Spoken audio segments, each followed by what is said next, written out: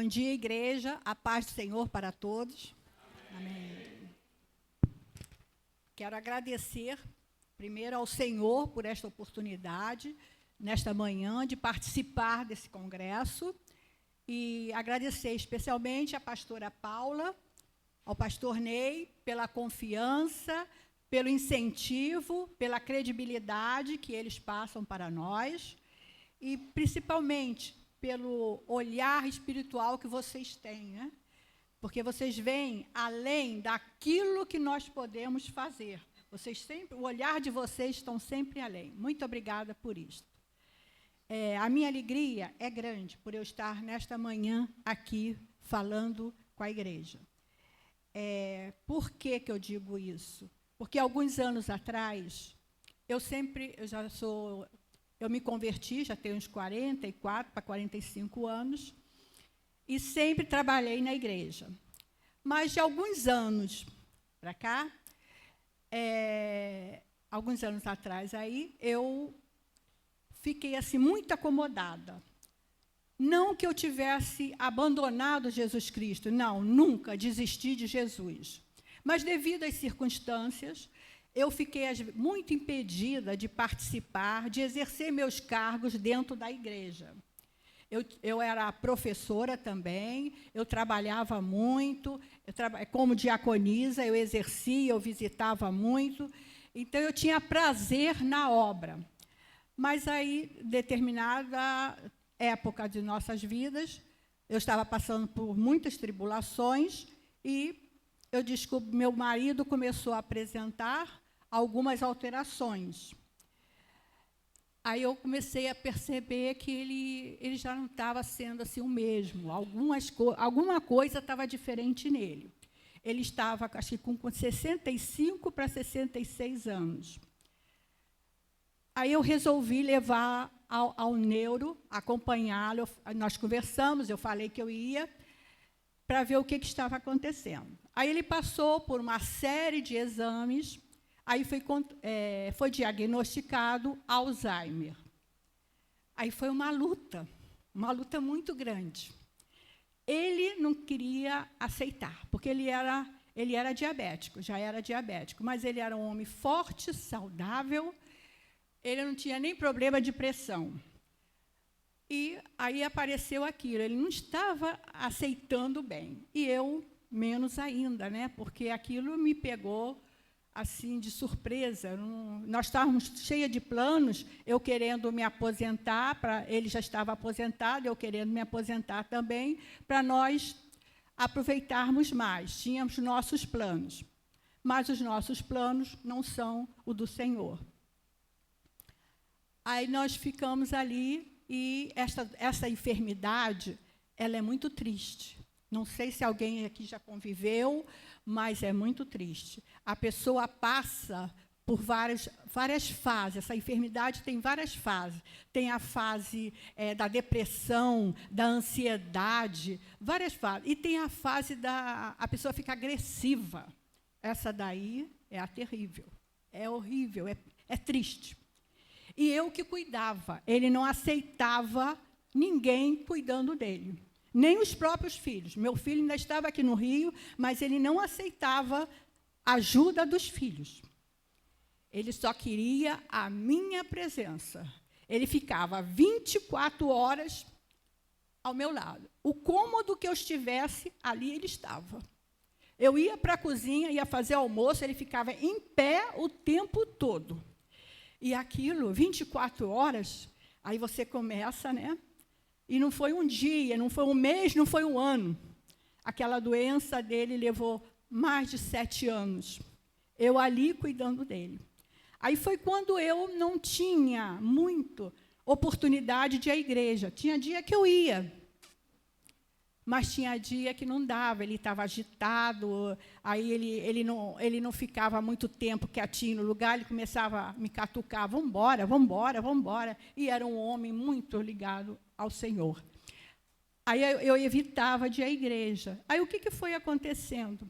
Aquilo vai atrofiando espiritualmente, não é? Em casa, nem tempo para me dedicar ao Senhor eu tinha, era difícil, tinha Quando chegava a noite, eu estava tão cansada que, às vezes, eu queria ler a palavra e não conseguia.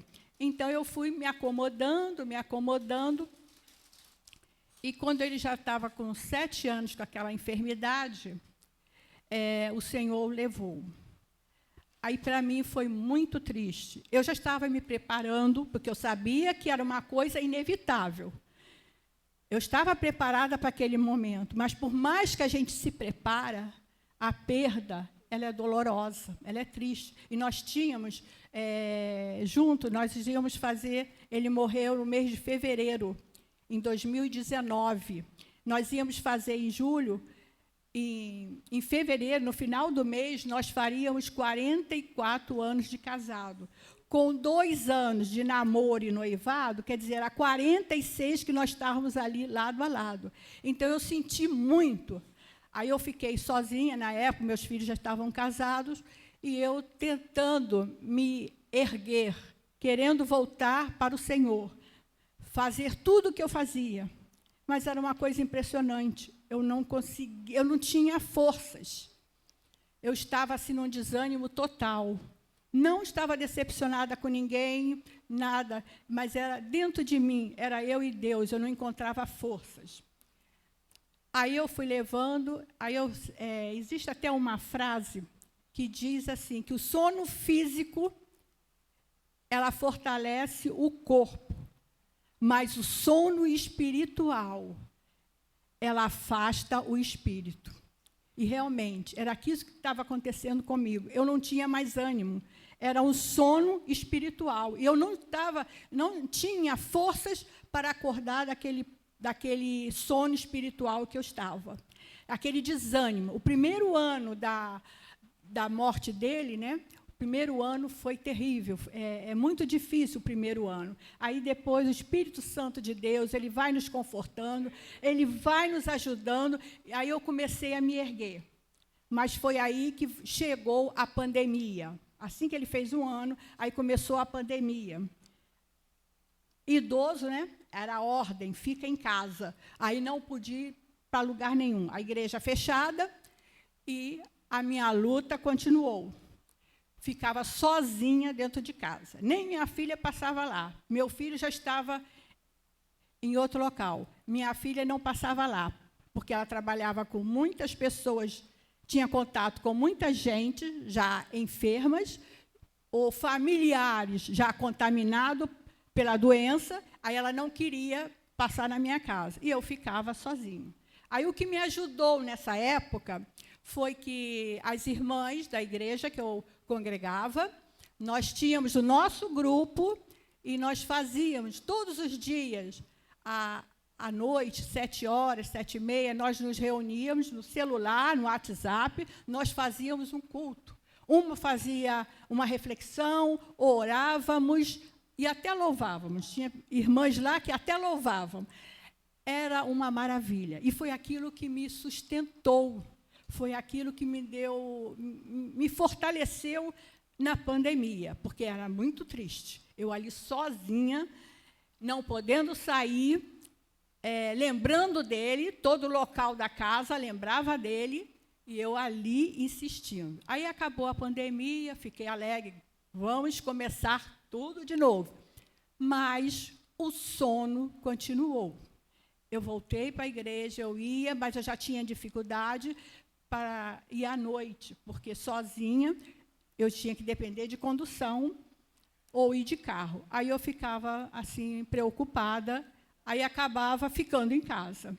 E o sono continuando, o desânimo tomando conta. E aquilo começou a me incomodar. Aí foram passando o tempo, né? Passou mais um ano, e eu ali sem me definir, sem decidir. Continuei na igreja, mas não participava de nada. Apenas assistia ao culto. E eu sabia que isso não era bom para mim, não era isso que Deus queria para mim. Aí o tempo foi passando. Aí, quando a minha filha começou a fazer parte dessa igreja, ela começou a assistir aqui. Aí, um dia, ela falou, mãe, vamos lá, de repente a senhora gosta, vamos lá, eu venho aqui, já que a senhora tem dificuldade à igreja, eu passo aqui, eu levo a senhora. Aí, eu comecei a visitar aqui a igreja. Aí, vinha alguns domingos, vinha um, faltava o outro, aí vinha outro dia, aí acabei aceitando. Por quê? Eu estava, assim, ansiosa para participar da igreja. E vi, nesta igreja, uma oportunidade. Eu ficaria junto com a minha filha e com meus netos, porque até então eu não tinha uma oportunidade de conviver com meus netos dentro da mesma igreja. Então, essa era uma oportunidade. Aí eu falei, não, eu vou, que eu estou precisando. Aí eu vim para cá. Aí, passado alguns meses, o pastor Ney me convidou para a escola bíblica dominical. Aí eu não tive coragem de dizer sim naquela hora. Eu ainda não estava preparada. Eu falei, pastor, eu vou pensar, eu vou orar, eu vou buscar. Aí, passados uns dias, o pastor voltou a perguntar a mesma coisa e eu ainda não tinha resposta. Aí teve um dia que eu falei, não, pastor, eu vou decidir. Aí orei muito, pedi muito ao Senhor que falasse comigo, porque eu queria sair daquele desânimo que eu estava. Eu estava muito triste, assim, uma tristeza, um desânimo, que eu não conseguia reagir. Aí, naquele dia, eu estava lendo Isaías 55, e ele disse assim, no versículo 8, 55, porque os meus pensamentos não são os vossos pensamentos, nem os vossos caminhos, os meus caminhos, diz o Senhor. Então, foi naquele momento que eu achei a resposta que eu estava querendo, a resposta o incentivo que eu estava precisando, que eu não estava encontrando, veio do Senhor. E ele falou fortemente comigo naquele dia. Aí, naquela mesma semana, eu falei, pastor, eu vou aceitar, eu quero. Aí, graças a Deus, a igreja me recebeu bem na escola dominical, mesmo com o meu jeitinho de falar, né, pastor? E o pastor implica com o meu jeitinho de falar, mas a escola está me aceitando, as irmãs me aceitam assim, os irmãos também, e nós vamos caminhando dessa forma. Amém, né? Amém. Por isso que eu falei que a minha alegria era grande por estar aqui, porque eu já tinha desistido da minha vida espiritual. Eu tinha colocado na minha mente que eu estava aposentada, tanto na vida secular, que eu tive que acelerar minha aposentadoria, tinha tempo, sobrando. Quando eu me aposentei, eu já tinha 40 anos de serviço, então já estava sobrando o tempo de serviço. Mas eu me aposentei na minha vida secular e eu queria me aposentar também da vida espiritual, mas não era isso que Deus queria. Por isso que hoje eu estou alegre porque Deus me concedeu esta oportunidade. E quando a pastora falou sobre o congresso, ela disse que o tema seria Eu Sou Filha. No momento exato que ela falou, na mesma hora, veio na minha mente o seguinte, se eu sou filha, eu tenho um pai. E eu tenho que reconhecer o quanto esse pai é misericordioso, o quanto ele é abençoador. Mas eu não posso ficar só nas palavras. Eu tenho, nem ficar só ouvindo falar desse Deus. Eu tenho desse Pai, eu tenho que procurar, eu tenho que buscar, eu tenho que mostrar a minha fidelidade, o meu amor por esse Pai. Daí eu escolhi esse tema, viva intensamente a busca do Pai. A busca do Pai, porque é necessário nós buscarmos esse Pai. Vivemos dias apreensivos, as lutas vêm, os desafios, as enfermidades, as perdas. Não há coisa mais triste na nossa vida quanto a perda de alguém, de um ente querido. E há fases da nossa vida, não vou falar agora, porque senão não dá tempo, né? Fica para uma outra oportunidade. Teve uma fase da minha vida que eu perdi várias pessoas, várias mãe, sogra, irmão, 2 irmãos. Então, foram em menos de 2 anos. Então, foi uma fase muito difícil. E nós sabemos que essas fases, esses ventos contrários, eles vêm na nossa vida. Mas nós temos que estar junto com esse Pai, porque somente Ele nos fortalece. Então, nós vamos ver aqui, buscar intensamente esse Pai. O que é buscar intensamente esse Pai? É viver a busca do Pai, significa priorizar um relacionamento íntimo e constante, colocando acima de tudo. É você viver para este Pai e colocá-lo acima de tudo em sua vida. Porque nós sabemos que as tempestades vêm. E se as tempestades chegarem, nós teremos que estar prevenidos. Nós temos que nos fortalecer. E a única maneira de nós nos sentirmos fortes é quando estamos na presença do Senhor. Mas, para a gente buscar esse Deus tão maravilhoso, que é o nosso Pai, nós precisamos ter uma postura na nossa vida. Uma postura e algumas atitudes. Algumas atitudes deverão ser tomadas em nossas vidas. Vamos ver aqui algumas atitudes que poderão ser tomadas em nossas vidas.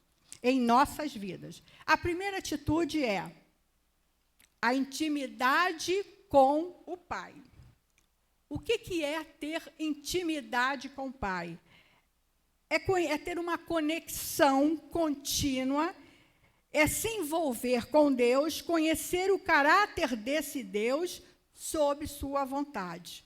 É buscar intensamente esse Deus e conhecer perfeitamente esse Deus. Por quê, gente?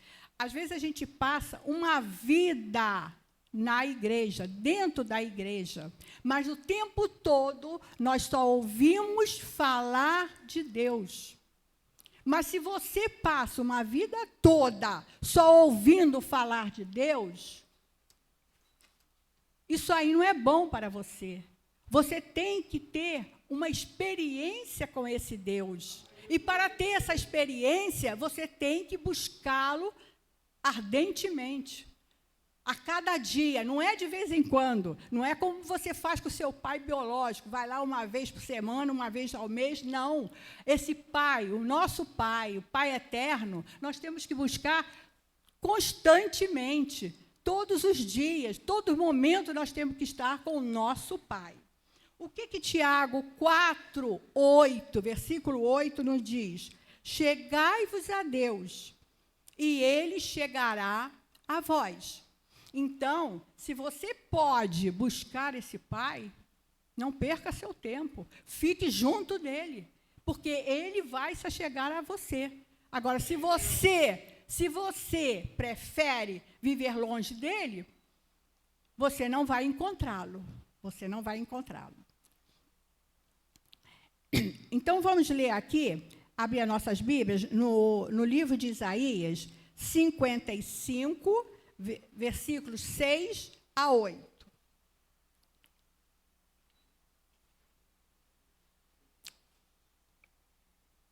Importante dizer a importância do profeta Isaías, que nos transmite muita esperança, muitas mensagens bonitas.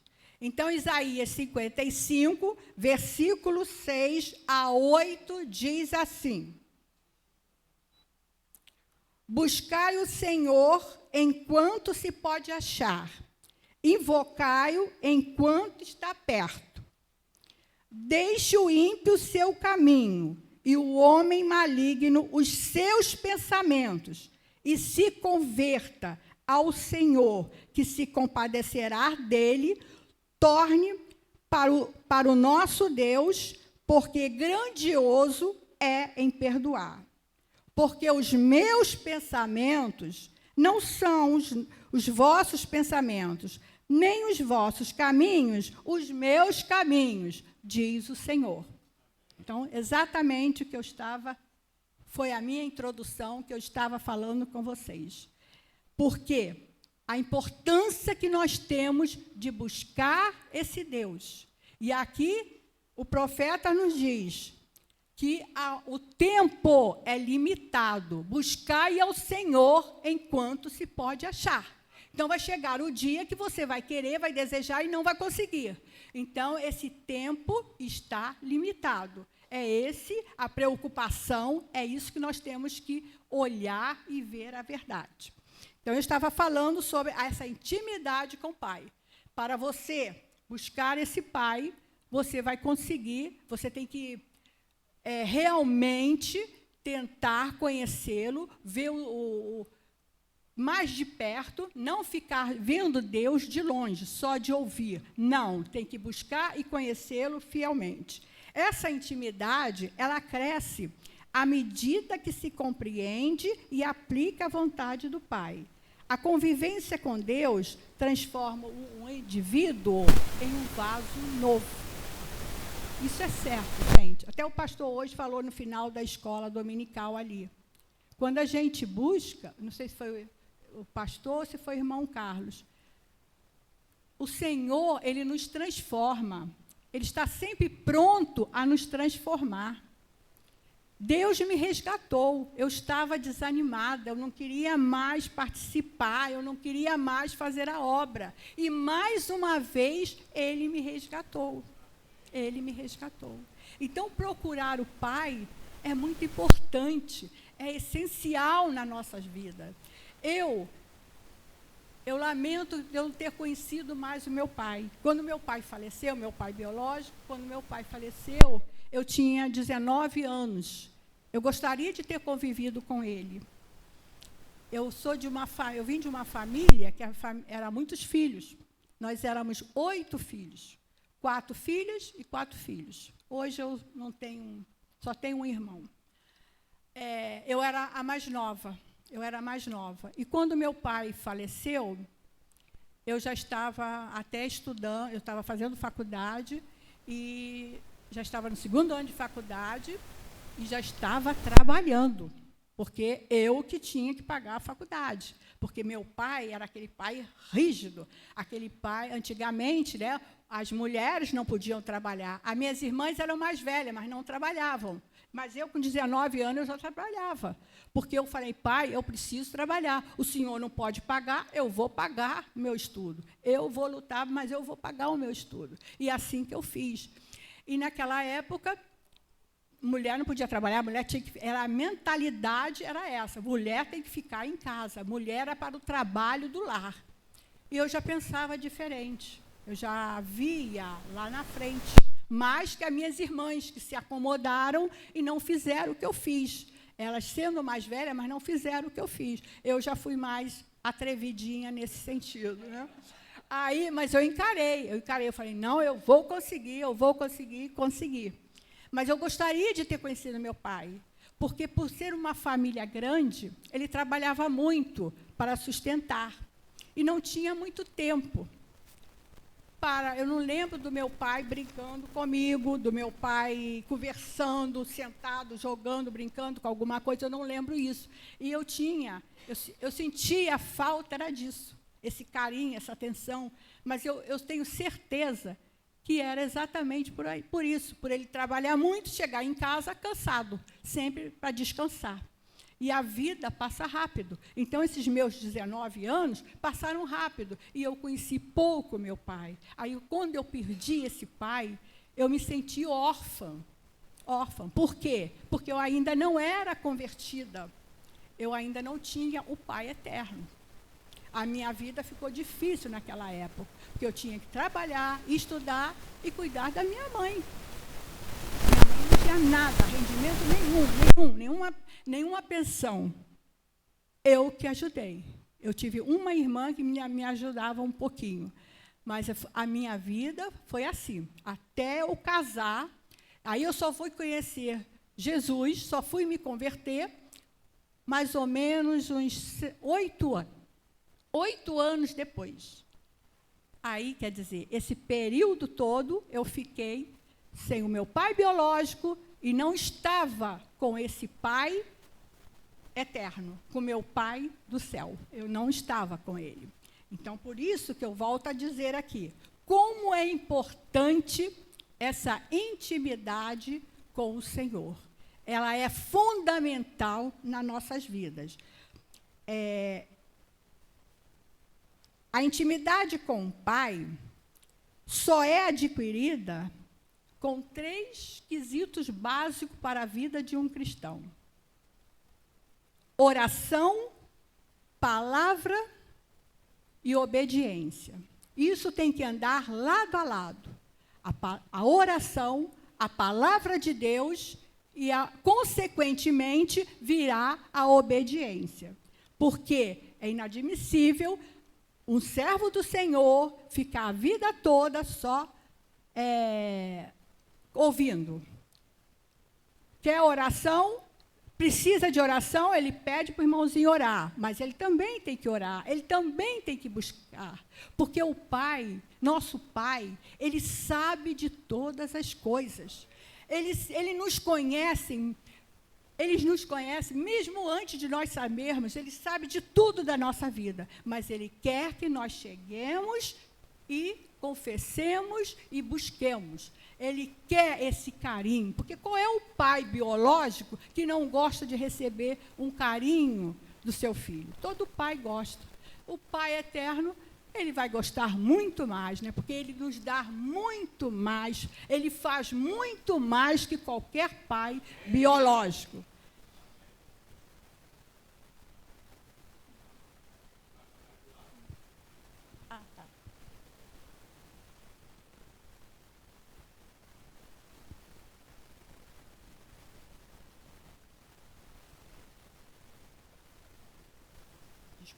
Voltando aqui. Então, são essas atitudes que, como servo do Senhor, nós temos que ter. A primeira é essa intimidade com o Pai. A oração, ela é muito importante, gente, na vida de um crente. A palavra de Deus, olha, eu já li a palavra de Deus algumas vezes, eu já li a Bíblia, mas cada vez que eu leio uma passagem, eu vejo ali uma mensagem para mim. Eu vejo Deus falando comigo. Então, é muito importante, gente, a gente ter uma base da palavra, um pequeno conhecimento. A gente não pode ficar só ouvindo. Você tem que buscar verdadeiramente a palavra de Deus. Não adianta só ouvir. Eu insisto em falar para vocês. Você escuta aqui o que o pastor falou, chega em casa, vai ler aquele texto, vai refletir, vai fazer a tua análise, buscar outros exemplos, é muito importante. Depois que você criar o hábito de essa intimidade com a Bíblia, você vai sentir falta o dia que você não faz isso. Isso aí é normal na nossa vida. Então, tentem fazer isso, que vocês vão gostar e vai ser muito favorável na vida de vocês. Porque Jesus Cristo, ele foi o maior exemplo para nós, um homem de oração. O que ele fazia? Ele buscava o Pai. Ele passava por situações, qualquer situação, tudo ele fazia, ele ia pedir orientação ao Pai. E ele procurava se retirar, ele ia para um lugar tranquilo, longe dos barulhos, longe das agitações, e assim também nós devemos fazer. Não que nós não vamos ser atendidas se orarmos em outro lugar. Mas você orar, se puder orar num lugar tranquilo, faça. Porque é no secreto que ele vai te ouvir. É no secreto que você vai ouvir a voz do Senhor. Mas a oração não pode faltar em nossas vidas. Outra atitude que nós temos que ter, gente, é confiar. Confiar nesse Senhor. O amor de Deus, ele gera confiança. Mas é aquele confiar não desconfiando, que é assim que às vezes a gente faz, né? Nós confiamos, mas lá no fundo nós estamos desconfiando que aquilo não vai acontecer. Não, é confiar, confiar e confiar. Confiar é acreditar que o nosso Pai está presente em nossas vidas o tempo todo. O tempo todo Ele está conosco. Deus nunca deixou de nos amar. Provérbios 3:5, né? Nos diz isso, confie no Senhor. Confiar no amor de Deus é escolher descansar em suas promessas.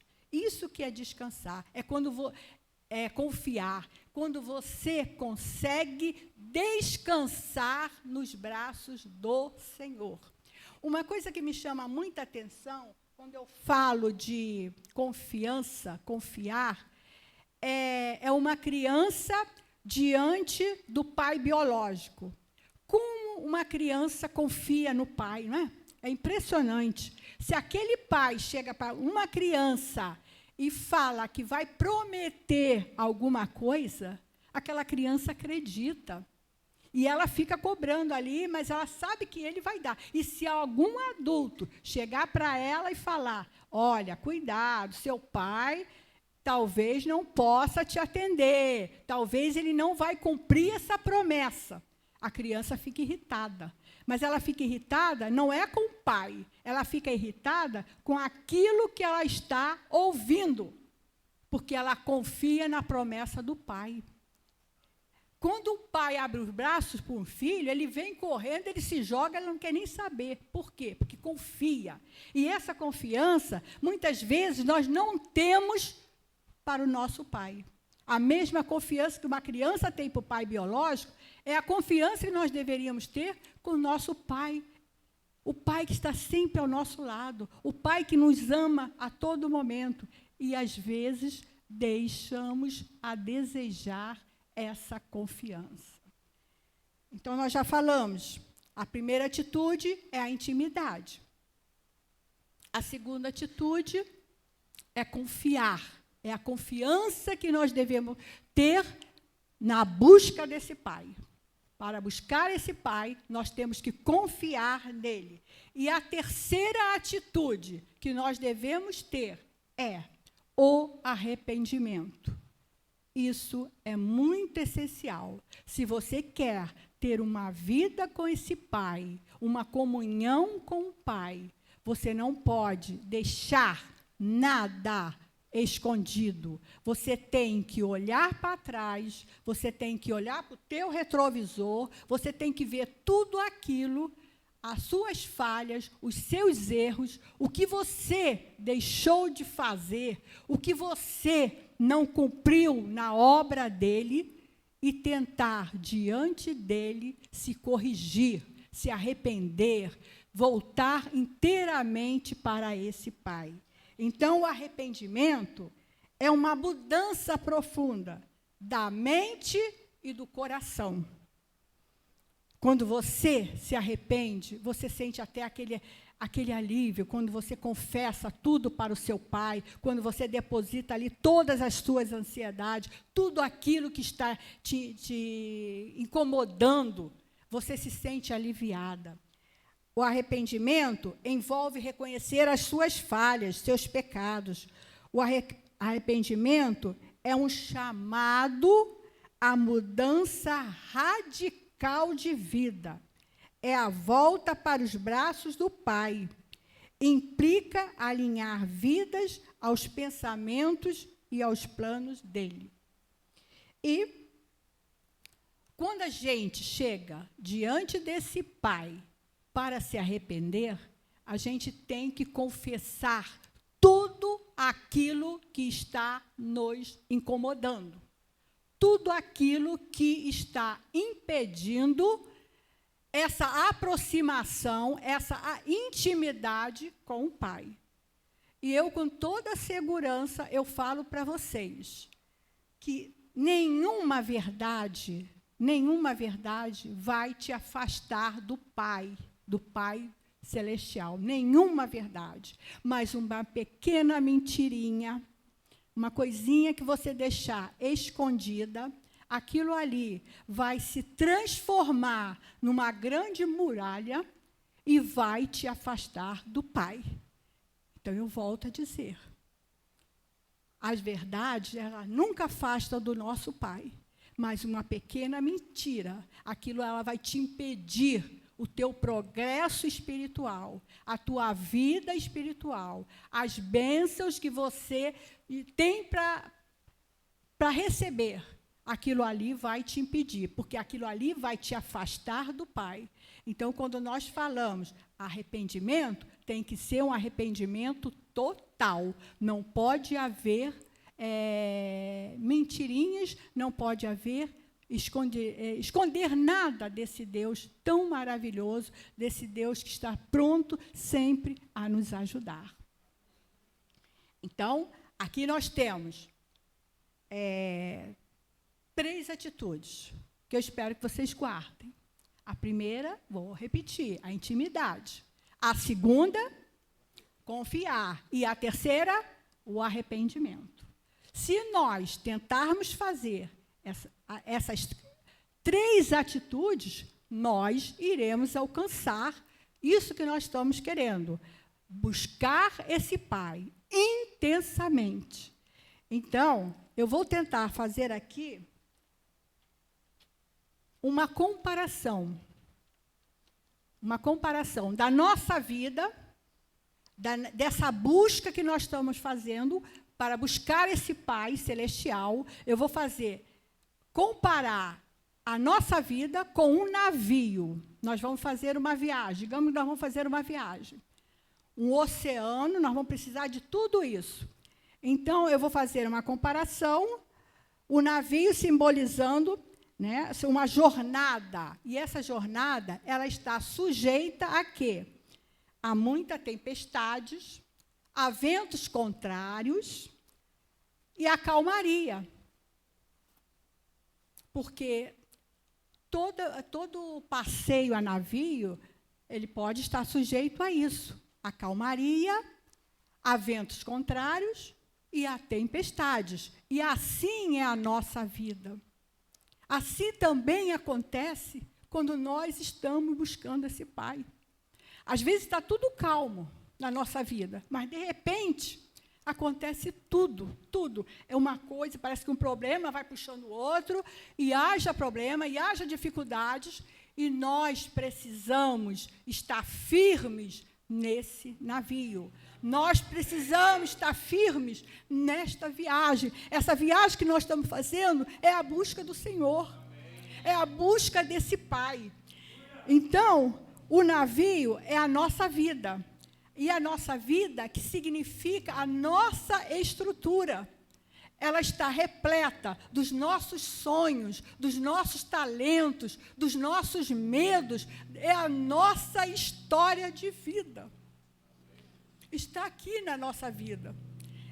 É representando o navio. E se nós formos sozinhos neste navio, se nós estivermos sozinhos nesse navio, a nossa força não será suficiente. Nós vamos ter problemas, porque nós não somos capazes de aguentar toda essa tempestade, todos esses ventos contrários. Nós precisamos de algo mais, porque o oceano aqui nessa viagem, ele representa o mundo. E esse oceano é imenso, é vasto. E nós vamos encontrar muitos problemas. E se nós estivermos sozinhos, nós não iremos aguentar. E todo o navio, ele precisa de quê? De um comandante. Porque sozinho nós não vamos poder ficar. Esse navio, essa viagem, nós precisamos de um comandante. E esse comandante não pode ser um comandante qualquer. Ele tem que ser um comandante com autoridade. Esse nosso comandante será quem? Jesus Cristo. Jesus Cristo. É o nosso comandante. É Ele que tem que estar nessa viagem, nesse cruzeiro, nesse passeio, nessa busca aí que nós estamos fazendo. Por quê? Esse nosso comandante, ele é tão perfeito que ele conhece todas as rotas, todos os perigos do oceano, ele conhece. Ele conhece todos os ventos contrários. Ele sabe quando vai acontecer os ventos contrários. Ele sabe, ele conhece. E as tempestades. Vai haver tempestade com esse comando ali? Pode haver tempestade, sim. Mas o nosso comandante será maior que as tempestades. Será maior que as tempestades. Então, eu já estou concluindo aqui, dizendo que a busca ao Senhor, a busca ao nosso Pai eterno, é uma jornada ativa da nossa fé. Tá? Nós temos que buscar esse Pai. Mas essa busca é uma jornada ativa da nossa fé. É uma dependência total, mesmo em meio às tempestades da vida. Pode haver qualquer tempestade, mas se Jesus Cristo, se Ele estiver no comando, nós poderemos suportar essa tempestade. Então, nós vamos ouvir um louvor com a irmã Glau. E nesse louvor, eu gostaria que vocês refletissem a letra desse louvor. Ele tem como título, Eu Sou Pai. Eu Sou Pai. E durante esse louvor, vocês se sintam nessa viagem que eu falei, nessa busca ao Pai que eu falei, nesse comando que nós temos que ter em nossas vidas através de Cristo Jesus, porque Ele é o nosso comandante. Quando Ele não está no comando de nossas vidas, a situação é terrível. Então, eu gostaria que vocês pensassem que, porque essa maratona que nós estamos fazendo, este cruzeiro que nós estamos participando, só tem um propósito em nossas vidas: chegar ao reino de Deus. Chegar ao reino de Deus. E antes de começar o louvor, eu quero dizer o seguinte a vocês: não desistem, insistem, porque o nosso Pai, Ele é maravilhoso. Ele nunca deixa de nos amar. Ele está sempre conosco. E não esqueçam que quando o sonho se desfaz, o Pai constrói. Eu já não queria mais nada, mas o Senhor veio e reconstruiu meu sonho. Apesar da idade, apesar do tempo, mas Ele reconstruiu. Quando as nossas forças acabam, o Senhor renova. Como Ele renovou as minhas, eu não tinha ânimo para nada, mas Ele me renovou, Ele me fez vencer todos os obstáculos, tudo aquilo que estava me impedindo de falar do Senhor. E quando você diz, não vou conseguir, o Pai diz, esse Pai amoroso diz, não temas, eu estou contigo. Aleluia, igreja. Amém.